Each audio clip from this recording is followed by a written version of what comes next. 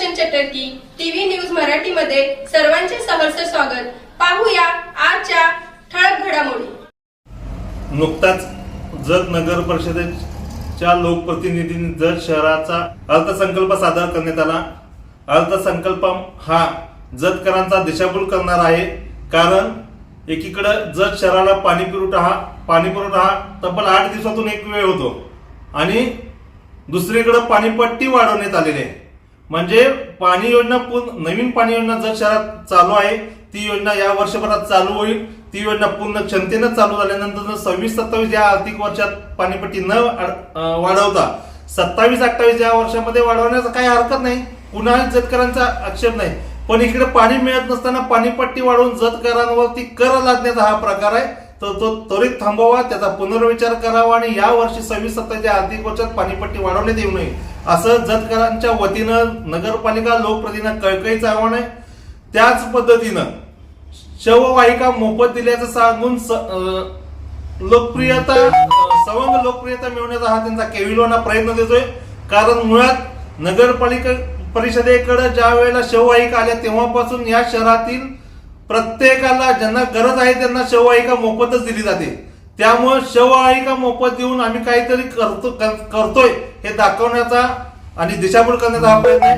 खरंच त्यांनी सांगितलंय की जत शहरातील कुटुंबातील दुःखात सहभागी होण्यासाठी शववाहिका मोफत देण्याचा आमचा प्रयत्न आहे म्हणून सांगितलंय।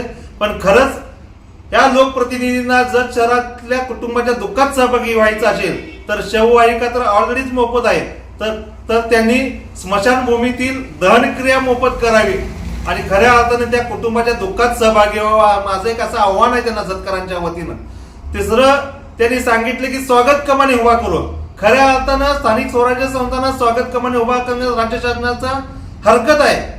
औरंगाबाद खंडपीठानं सुद्धा त्याच्यावरती ताशेरे ओढलेले आहेत। असं असताना स्वागत कमानी उभा करण्याचा घाट कशासाठी? एकीकडे मुख्याधिकारी म्हणतात नगरपालिकेची आर्थिक स्थिती चांगली नाहीये आणि दुसरीकडे लोकप्रतिनिधी म्हणतात आम्ही स्वागत कमानी उभा करू। स्वागत कमानी उभा करण्यापेक्षा या जत शहरामध्ये जिल्हा परिषदेच्या 14 शाळा आहेत, अंगणवाडी आहेत, या अंगणवाड्यांसाठी जिल्हा परिषदेच्या शाळांसाठी पायाभूत सुविधेसाठी निधीची तरतूद करावी। स्वागत कमानी करून कुणाचं भविष्य उज्ज्वल होणार नाही, पण जिल्हा परिषदेच्या शाळा असतील, अंगणवाड्या असतील, यांच्या पायाभूत सुविधा जर मिळाल्या तर एक पिढी घडणार आहे। त्यामुळे त्याचाही गांभीर्याने विचार करावा। आणि दुसरी गोष्ट, यांचा एक निर्णय स्वागतार्ह आहे, तो म्हणजे डिजिटल जाहिरात फलकवर कर आकारणी करणे।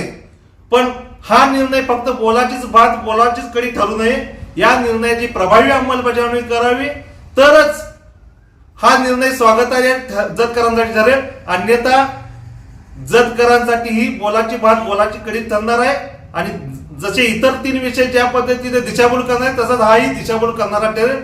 म्हणून नगरपालिका पदाधिकाऱ्यांना आमचं जतकरांच्या वतीनं कळकळीचं आव्हान आहे। एकीकडे पाणी योजना पूर्ण क्षमतेनं चालू नये, त्यामुळे पाणीपट्टी वाढवू नये। शववाहिका मोफतच आहे, त्यापेक्षा स्मशानभूमीतील दहनक्रिया मोफत करावी। स्वागत कमानीपेक्षा जिल्हा परिषदेत 14 शाळा असतील, जत शहरातील अंगणवाडी असतील, यांच्यासाठी पायाभूत सुविधासाठी निधीची तरतूद करावी, तो निधी खर्च करावा। आणि चौथी बाब म्हणजे आपण जो घेतलेला निर्णय डिजिटल जाहिरात फलक कर आकारणी, तर त्याची प्रभावी अंमलबजावणी करावी, एवढीच एक कळकळीची विनंती आहे। बातम्या पाहण्यासाठी आपले चॅनल लाईक आणि सबस्क्राईब करा व बेल आयकॉन दाबायला विसरू नका।